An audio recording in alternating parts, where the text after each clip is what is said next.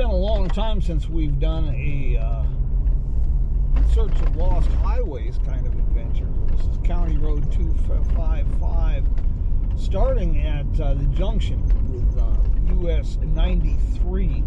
We'll be wandering out to Chloride today. This is the Cerbat Mountains directly ahead of us. Big open pit mining operation is pretty much erased what was Mineral Park, Arizona, mining town dating back to the mid 19th century. It was actually the county seat for a while. And off to the left will be Chloride, Arizona, and then to the right was Cerbat, Arizona, another county seat. Today we're wandering out to Chloride, Arizona. Chloride is one of the oldest continuously inhabited mining towns in Arizona. What we're going to do is follow some of the old road. It's got quite a little history, this road. It was, it was part of the wagon road that connected Chloride with Mineral Park and Cerbat and Kingman. And about 1913, road was built, an improved road from Kingman across the valley here and into Chloride. And then mid-1930s, that became part of US 466. Not a lot left compared to what it used to be. Chloride's kind of a sleepy little town, but I like it a lot. It's got a good feel to it, a good vibe, and it's a lot of fun. You know, you'll find this marked as the old Boulder Dam Highway, which was, US 466. It's not a regularly maintained road, but it's not a bad road. Use a little common sense whenever you're getting out here in the back country.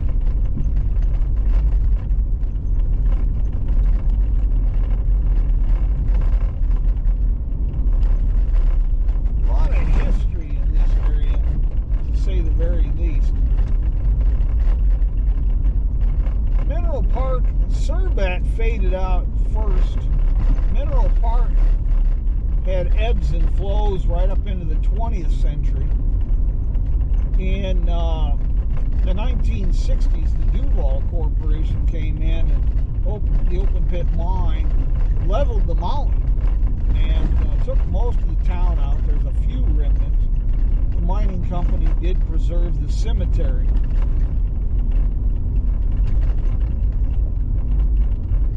Chloride dates like, say, the 1860s, but had its real big boom period, late 19th century through the Great Depression, really. And at one point, there was actually a railroad spur put in that connected the main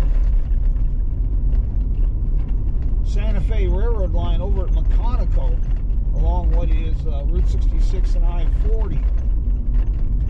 And Arizona-Utah Railroad cut across the Sacramento Valley here, connected with Chloride. The old depot is still here in Chloride.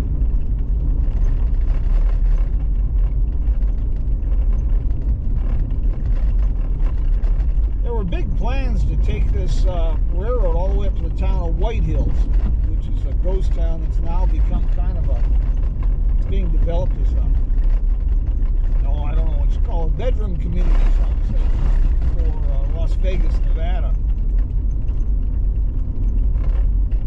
But never materialized. The railroad went as far as Chloride, and that was about it. And it was kind of a hit and miss operation as far as profitable. And it was eventually taken over by the Santa Fe Railroad and then abandoned by the 1930s. One of the deepest mines in Arizona is up here in Chloride. It's the Cerbat Scully Hill. Excuse me, Tennessee Scully Hill. Up there at the foothill of the Cerbat Mountains.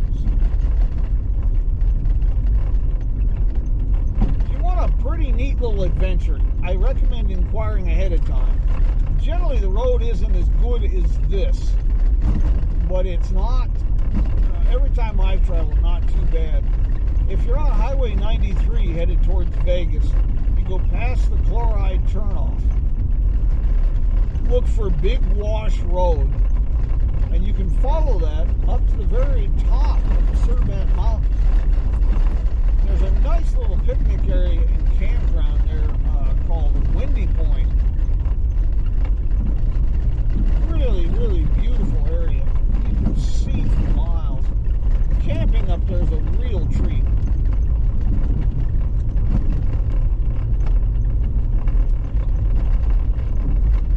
Chloride, like I say, dates back to the 1860s. And of course, in those years, this was a pretty remote mining community. Everything came up the Colorado River about 45 miles west of here as the crow flies. And that was, well, the interstate highway of its day. You had river ports. The Hardyville was one of the main ones. That was also a county seat at one time, Lobby County seat. County seat is in Kingman now. It's interesting that all these towns became county seats, but not Chloride. And Chloride really kind of was the most modern, if you will, and really became one of the largest. As you can see, this old road isn't that bad, but it'll sure rattle your teeth.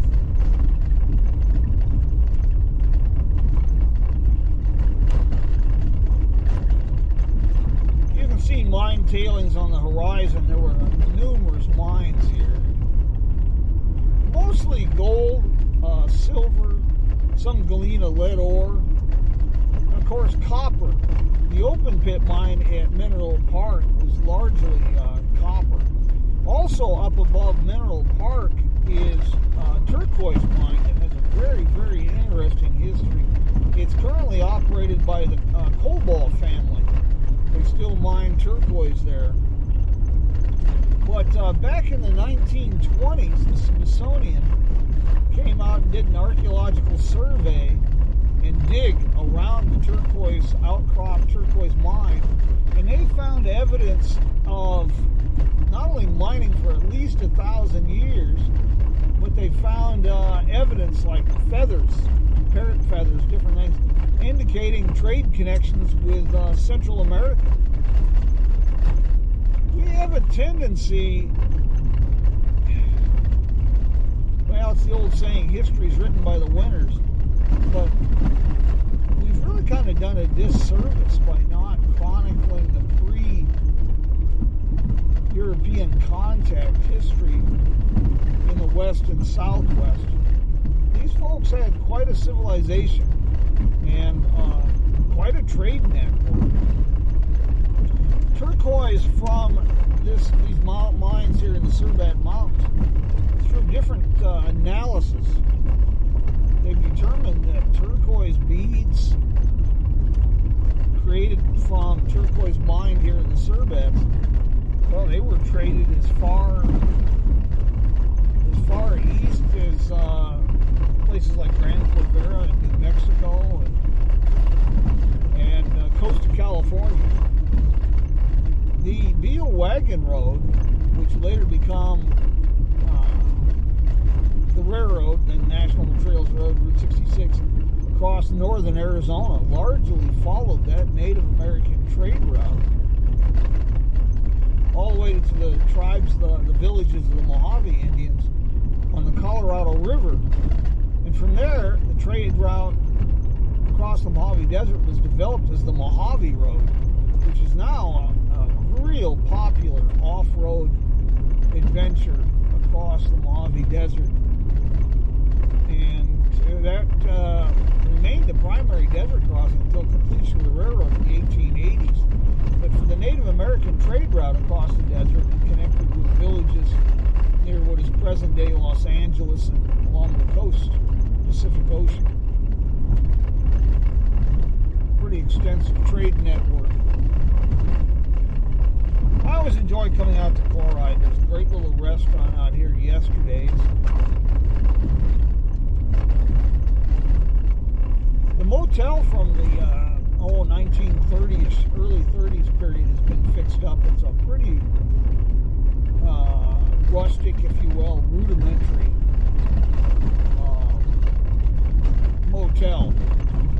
But it's kind of popular for, surprisingly, with European travelers. A lot of folks don't even realize it's here, which is really intriguing. But it's a true time capsule motel. Well, most everybody misses Chloride that just jumps on the I-93, which will soon be the I-11 corridor, running between Kingman and Las Vegas. Because Chloride, that road was realigned. Chloride's about 5 miles off the main highway now.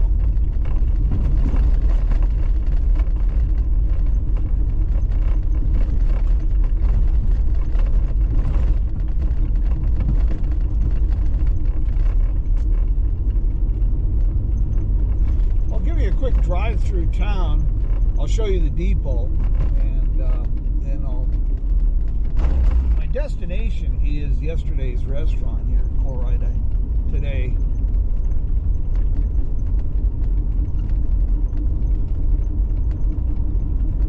They got some great street names out here, to say the very least. Ones that hint. The Samoa Avenue went up to the Samoa Mines. Park Avenue, that's kind of optimistic, to say the very least.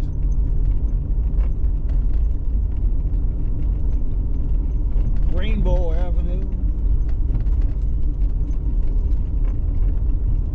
Yeah, it's a fun little town. Quiet. Payroll Avenue.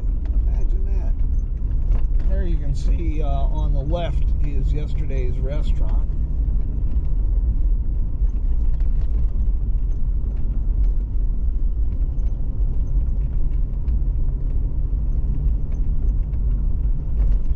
This is downtown.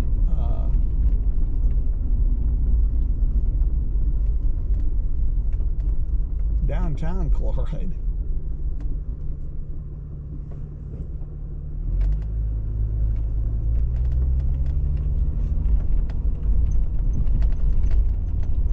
A little bit of an FYI. One of the post offices out here in Chloride was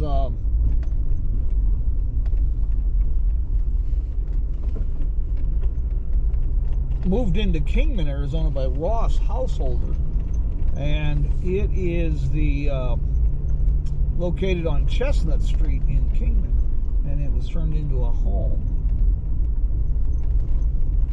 This is now off limits, but let me see if I can turn around here and give you a preview of the old depot.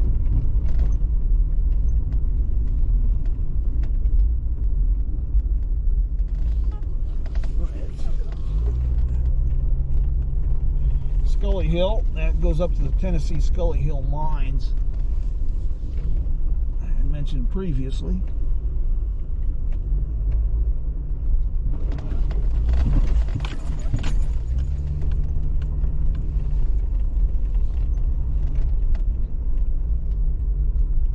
You can see the the depot here.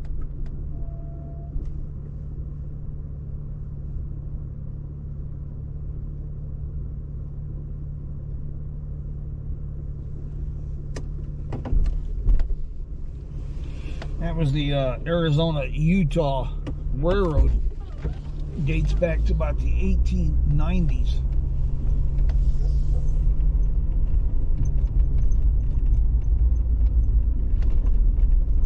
Well, a short little off-road adventure, but thought you'd find it of interest. We haven't done this for a while. So this is exciting, Chloride, Arizona. Glad you could join us. Hope you enjoyed the adventure as much as I did. And I'll get you a blog post about Chloride pretty soon on the Jim Hinckley's America website. My friends, thanks for joining us. And, well, we'll do this again soon, I hope. But let's just see what happens. Until we meet again, my friends, well, vaya con Dios.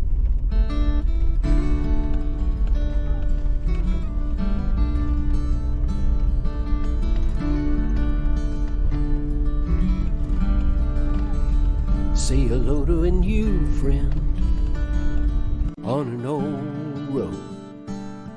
Take a 2-lane trip of memories into mysteries unknown. Come along for the ride. Jim Hinckley's America. Jim Hinckley's America.